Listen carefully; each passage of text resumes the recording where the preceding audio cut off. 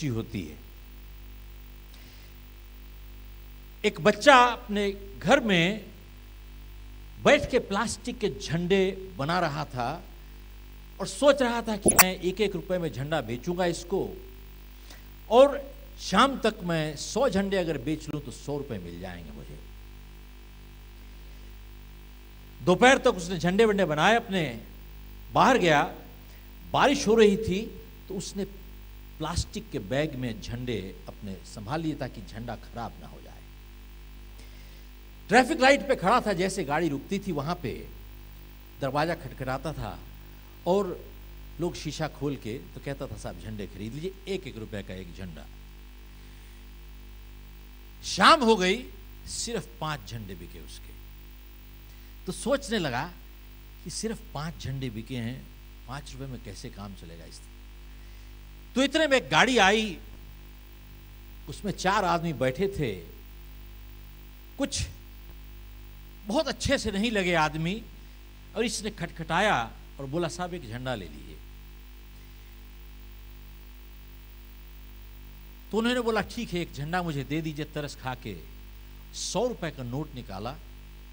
अब बच्चे के पास इसकी चेंज नहीं थी, तो बोला साहब मैं तो सिर्फ 5 रुपए सुबह से कमाए हैं, मेरे पास चेंज नहीं है। तो उन लोगों ने झंडे को डैशबोर्ड पे ऐसे फेंक दिया और हंसने लगे। यह है हमारा भविष्य। उस बच्चे को ऐसे, बच्चे को बहुत बुरा लगा जिस तरीके से उन्होंने झंडा फेंका इसको। इतने में लाइट चेंज होने लगी, तो बोला साहब मेरे पास चेंज नहीं है, आप हुक्म कीजिए क्या करूं। तो उन लोगों ने बोला ये झंडा तो हमने रख लिया है, तू जा 100 रुपए रख ले जाओ, मेरे को चेंज नहीं चाहिए, पूरे 100 रुपए रख ले। लेकिन जिस तरीके से उसने झंडे की बेकदरी की, इस बच्चे को बहुत तकलीफ हुई। तो उसने दोबारा से खिड़की खुलवाई और जैसे खिड़की खोली, लपक के उसने झंडे को पकड़ा और 100 रुपए वापस दे दिए। बोला तू 100 रुपए रख ले, मैं झंडा नहीं बेचूंगा तुमको, तू 100 रुपए अपने रख ले, झंडा मैं तुझे नहीं बेचूंगा। साहब यही झंडे की कीमत है। और जो हमारे असली भारत रत्न हैं, जिनको का चाहे भारत रत्न मिला या नहीं मिला, या मिला या उसे अस्वीकार कर दिया गया, सरदार पटेल जैसे लोग, अगर ऐसे इंसान नहीं होते, देशभक्त नहीं होते इस देश में, तो ये देश 2 टुकड़ों में नहीं बल्कि 200 टुकड़ों में बढ़ जाता साहब।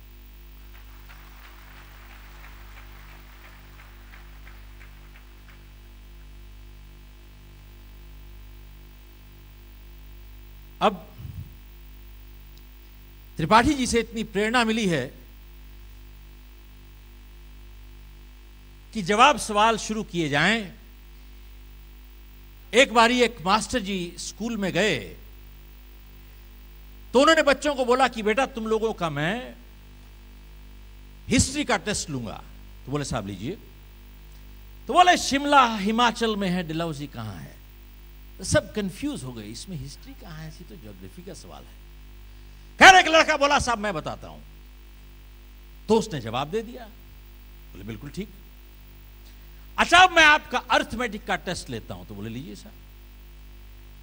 तो उन्होंने बोला कि एक ट्रेन दिल्ली से चंडीगढ़ जा रही है 50 मील की रफ्तार पे, और दूसरी ट्रेन चंडीगढ़ से दिल्ली को आ रही है 40 मील की रफ्तार पे, बताओ मेरी उम्र कितनी है।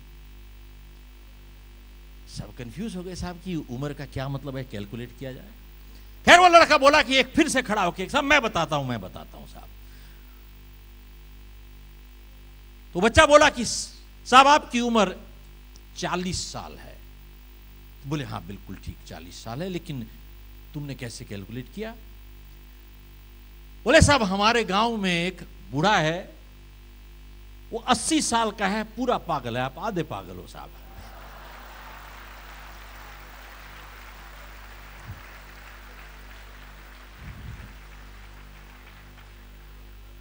सफलता का मतलब क्या होता है।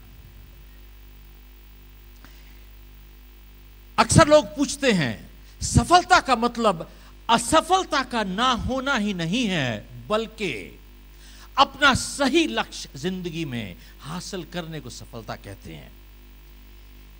एक और दूसरी बात, अक्सर लोग पूछते हैं कि साहब मैं सफल होना चाहता हूं, मेरी बहुत इच्छा है, लेकिन सफल हो नहीं पा रहा हूं, क्या वजह है? तो मेरा जवाब यही है उनको कि साहब आपकी इच्छा है, यही प्रॉब्लम है। आपका इरादा नहीं है, आपकी सिर्फ इच्छा है। इच्छा और इरादे में बहुत फर्क होता है। इच्छा का जिंदगी में सौदा हो सकता है, इरादे का कभी सौदा नहीं होता। और दूसरी बात, जिंदगी में जब भी दबाव पड़ता है, इच्छा कमजोर हो जाती है, इरादा और मजबूत हो जाता है। साहब का वर्ल्ड रिकॉर्ड 7 फुट 4 इंच था। पोल वॉल्ट नहीं, हाई जंप। एक इंसान 7 फुट 4 इंच का डंडा कैसे पार कर सकता है? साहब 4 फुट 7 इंच मुश्किल है। तो किसी ने चैंपियन से पूछा कि आप 7 फुट 4 इंच का डंडा कैसे पार कर देते हो? तो उन्होंने जवाब दिया, मैं अपने कलेजे को डंडे के ऊपर फेंकता हूं, जिस्म अपने आप चला आता है। साहब मैं अपने दिल को डंडे के ऊपर फेंकता हूं, जिस्म अपने आप चला आता है। अगर दिल से नहीं किया गया काम हो, बेकार है।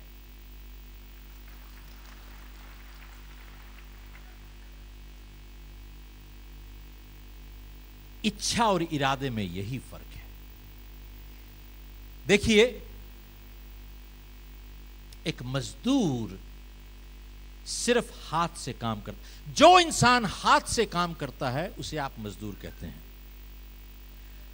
और जो इंसान हाथ से और दिमाग से काम करता है उसे आप कारीगर कहते हैं। लेकिन जो इंसान हाथ से, दिमाग से और दिल से काम करता है उससे आप कलाकार कहते हैं। साहब और हर काम, चाहे व्यवसाय कोई भी हो जिंदगी में, अगर एक कला का रूप नहीं लेती है तो जिंदगी में सफलता कभी हासिल नहीं हो सकती है। साहब अक्षय पटेल 15 साल का एक लड़का है। ये गुजरात स्टेट को नेशनल चैंपियनशिप में रिप्रेजेंट कर रहे हैं। साहब कौन सी खास बात है? खास बात यह है कि कमर से नीचे लेफ्ट पांव में एक लात इनकी पैरालाइज्ड है, पोलियो है। ये कंपीट कर रहे हैं ओपन मार्शल आर्ट में, not in paralysed martial art. He is competing open martial art, मतलब उन लोगों के साथ कंपीट कर रहे हैं जिनकी दोनों टांगे सही हैं। साहब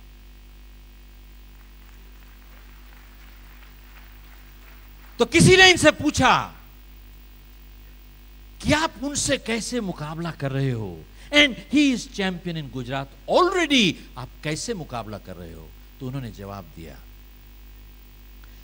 कि जब मैंने शुरुआत की बहुत मुश्किल थी, लेकिन क्योंकि मुझे पोलियो है, मैं अपनी टांग को 90 डिग्री उठा के ऐसे घुमा के लगा सकता हूं, जो कि जिनकी दोनों टांगे सही हैं वो 90 डिग्री तक पांव उठा के लगा नहीं सकते दूसरे को।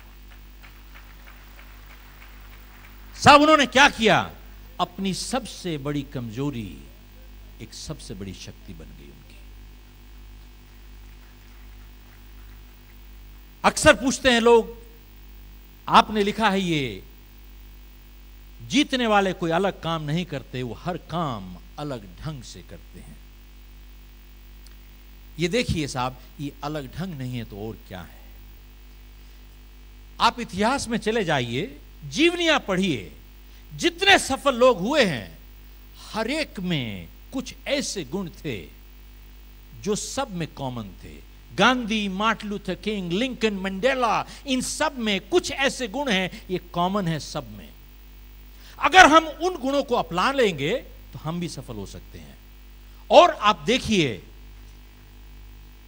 जिंदगी में जो असफल हुए हैं, उन सब में भी कुछ ऐसे व्यवहार हैं जो उनको असफल बना देते हैं, और उनमें भी कॉमनैलिटी है, और अगर हम उसे दूर रखें तो हम असफल नहीं होंगे। रिवाइंड बटन होता, और अगर आप 30-40 साल वापस घुमा सकते तो आप कौन सा प्रोफेशन चुनते? क्या आप डॉक्टर, इंजीनियर, अटर्नी, अकाउंटेंट बन जाते?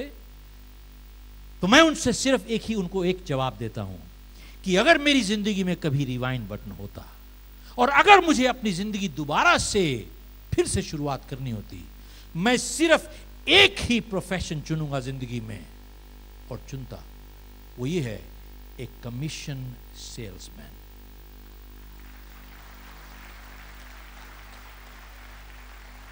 एक कमीशन सेल्समैन, नो सैलरी,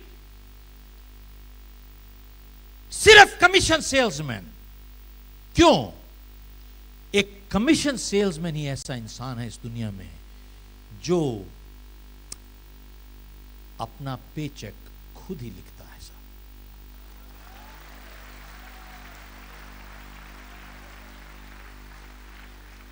बेटा, लक्ष्मी पूजन का मतलब 4 चीज होता है जिंदगी में।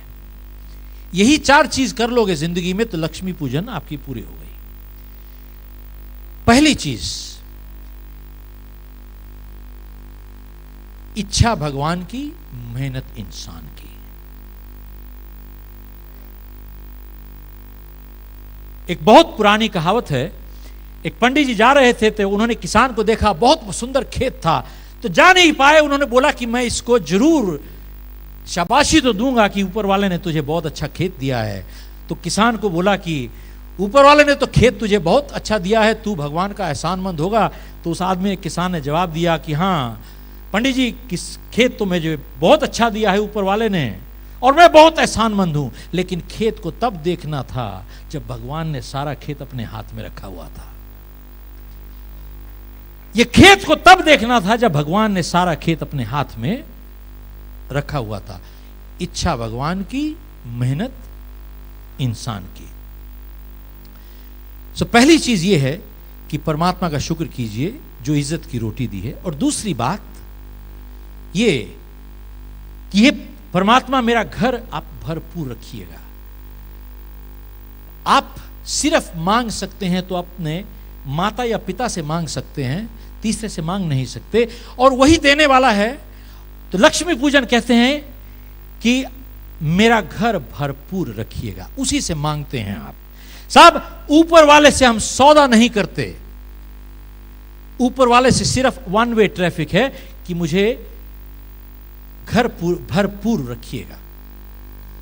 यह नहीं है कि तू मुझे ये देगा मैं तुझे ये दूंगा, तू दे देगा मैं ये चढ़ाऊंगा, ये देगा मैं ये चढ़ाऊंगा। सौदा नहीं है, व्यापार नहीं है, ये 1 वे है। और तीसरी चीज कि इस घर में सिर्फ सच्चाई और ईमानदारी का पैसा आना चाहिए, बेईमानी का पैसा नहीं आना चाहिए। एक पैसा इस घर में सिर्फ सच्चाई और ईमानदारी का पैसा आना चाहिए। याद रखिएगा साहब, आने वाली पुश्तों को यही संस्कार मिलते हैं जिंदगी में, और जो हम करते हैं यही आने वाली पीढ़ियां आगे चलाएंगी उसी हिसाब से। अगर हम चोरी का पैसा कमाएंगे, आगे आने वाली पीढ़ियां भी वही कुछ करेंगी, और आपकी गलती का खमियाजा उन्हें भुगतना पड़ेगा। They will pay for it.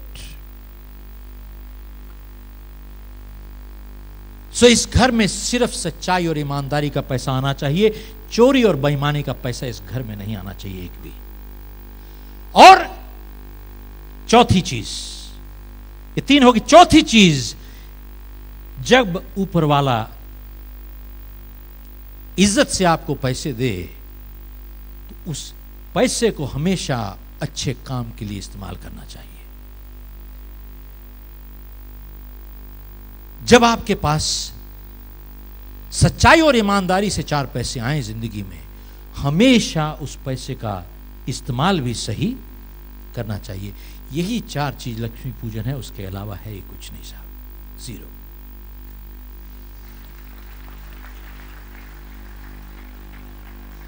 साहब कई जगह पे हिंदी में लफ्ज खोजने में दिक्कत हो जाती है त्रिपाठी जी, इसलिए थोड़ी मदद लेता हूं इंग्लिश की मैं। ये जो law of sowing and reaping है, इसे हिंदी में कह दीजिए, करे बुराई चाहे भलाई ऐसा कैसे होए, बीज बोए बबूल के तो आम कहां से होए। साहब इसी को आप अंग्रेजी में बोल दीजिए, आप कंसल्टेंट बन जाते हैं साहब, और थोड़ा एक्सेंट से बोल दीजिए, अमेरिका रिटर्न कंसल्टेंट बन जाते हैं साहब। इन्होंने कितनी अच्छी बात कही, खुद ही को कर बुलंद इतना की तकदीर लिखने से पहले खुदा बंदे से पूछे बता तेरी। चारों वेद में बात लिखी है, दो ही दुख दीने दुख हो या और सुख दीने, बाकी कुछ नहीं, पन्ने भरे हुए हैं साहब, जीरो। चारों वेद में बात लिखी है, दो ही दुख दीने दुख हो या और सुख दीने सुख होई, बाकी सब पन्ने भरे हुए हैं साहब, कुछ भी नहीं है साहब। गुरु नानक ने यही सिक्खी 3 असूल पे बनाई, नाम जप, किरत कर, वन छक। नाम जप ऊपर वाले का शुक्र, परमात्मा का। नाम जप, किरत कर, किरत मीन्स मेहनत करके रोटी कमाओ, मेहनत करके। साहब आप देखेंगे कभी बाय एंड लार्ज आप देखेंगे सरदार मेहनत करके खाता है साहब।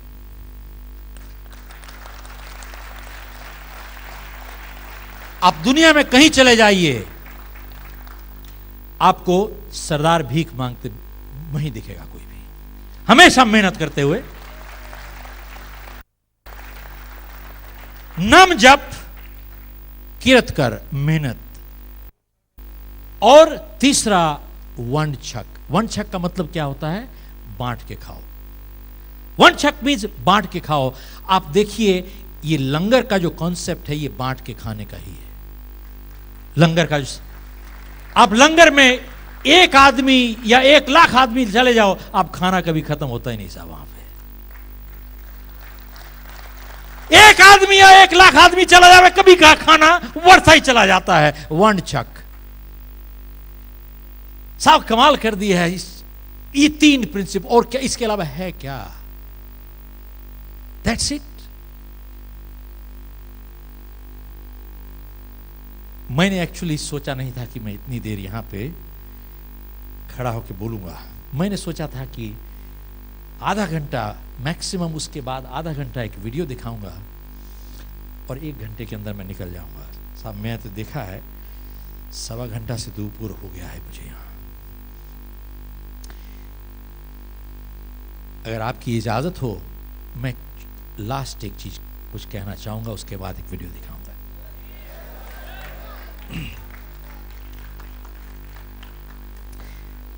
साहब देखिए जिंदगी में हम लोग गलत उसूल कैसे सिखाते हैं अपने दफ्तरों में, अपने परिवारों में। मैं इकरार करता हूं कि साहब मैंने बहुत गलतियां की हैं जिंदगी में। अगर आप किसी को जानते हैं जिंदगी में जिसने गलती नहीं की, तो आप ऐसे आदमी को जानते हैं जिसने जिंदगी में कुछ किया ही नहीं साहब।